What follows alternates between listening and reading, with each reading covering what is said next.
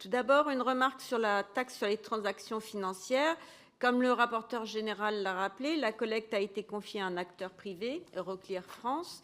Cette délégation, qui se comprenait à l'époque, fait aujourd'hui l'objet de vives critiques de la Cour des comptes, mais aussi de plusieurs ONG comme Oxfam, One ou Global Citizen.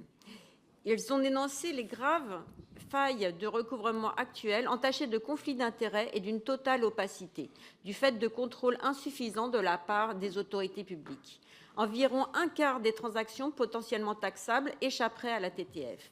Ce mode de recouvrement profite par ailleurs à Euroclear France, qui percevait 4,2 millions d'intérêts par an grâce au décalage entre la collecte de la taxe et son reversement à l'État. Les écologistes soutiennent donc le transfert de la collecte de la TTF à la DGFiP en s'appuyant sur les registres RDT2 détenus par l'AMF et la réaffectation de la taxe à la solidarité internationale, à l'AFD en l'occurrence, affectation que le gouvernement a malheureusement supprimée au PLF 2025. J'en viens à ma question qui porte sur la finance durable. Si la sortie progressive des énergies fossiles est indispensable pour respecter l'accord de Paris, force est de constater que ces actifs continuent d'attirer les investissements massifs, y compris au travers de produits financiers présentés comme durables. L'AMF elle-même a mis en lumière, dans ses synthèses publiées en juin 2023 et juin 2024, de nombreuses lacunes dans les pratiques de finance durable, notamment au travers des contrôles spot portant sur le respect des engagements extra-financiers des sociétés de gestion.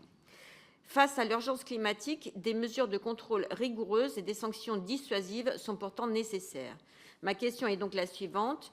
Comment l'AMF entend-elle intensifier sa lutte contre le greenwashing ? Envisagez-vous de suivre l'exemple de vos homologues américains ou allemands qui ont déjà pris des mesures de sanctions se chiffrant en millions d'euros contre des pratiques trompeuses en matière de finances durables ? Madame la présidente. Merci beaucoup. D'abord, effectivement, on n'est pas compétents, nous, sur le contrôle d'Euroclear. Et d'autre part, les données dont nous disposons ne recouvrent pas l'intégralité des données dont a besoin l'administration fiscale pour faire le recouvrement. C'est vraiment le dépositaire central qui les a. Donc, sur la finance durable, donc d'abord, c'est effectivement un sujet sur lequel l'AMF est très mobilisée. C'est une de nos 6 grandes priorités stratégiques. Nous avons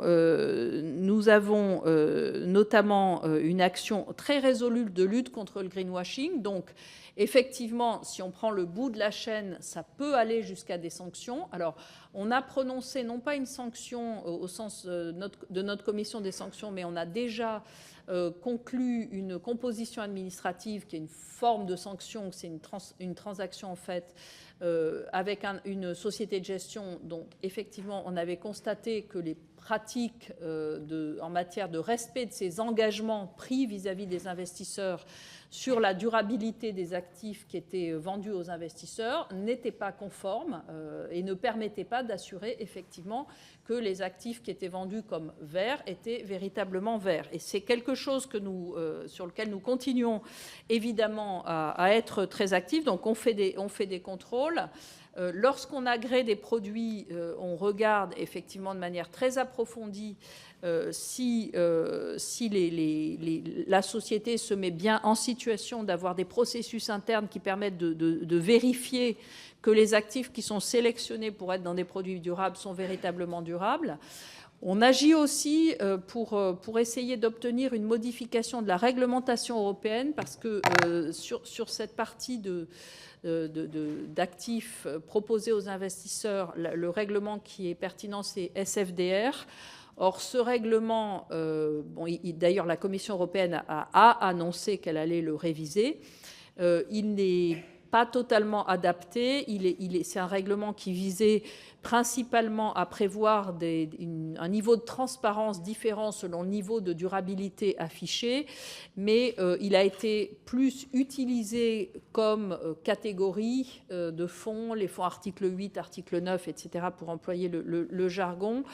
Nous avons, publié des préconisations qu'on a transmises à la Commission européenne pour effectivement arriver à des catégories beaucoup plus claires dans ce règlement qui permettrait ensuite d'avoir une plus grande clarté vis-à-vis des investisseurs.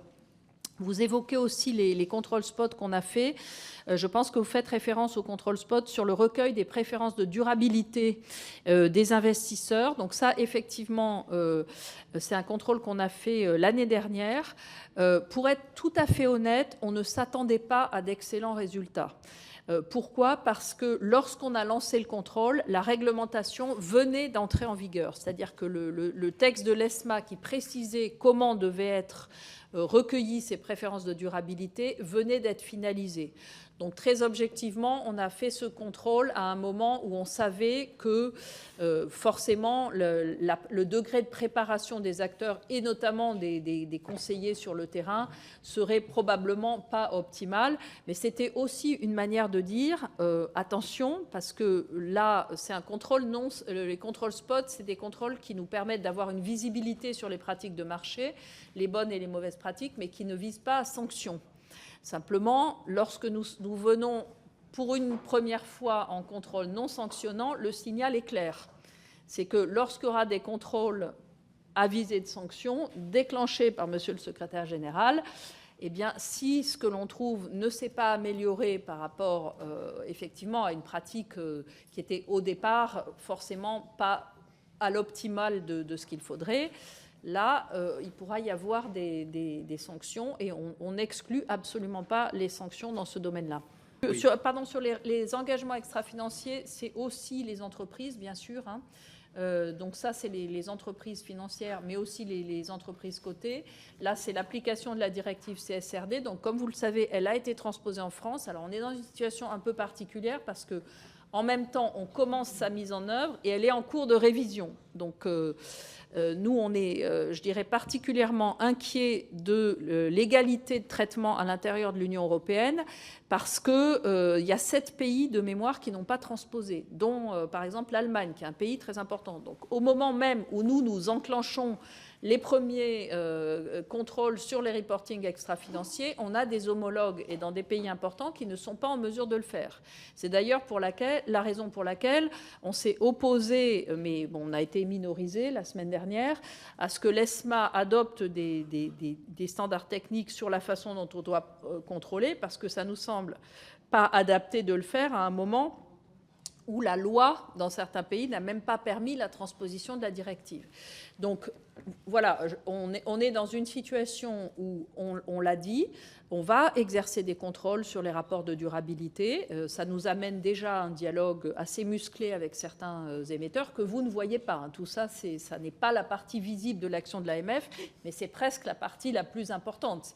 C'est tout le dialogue avec les émetteurs sur leur rapport de durabilité.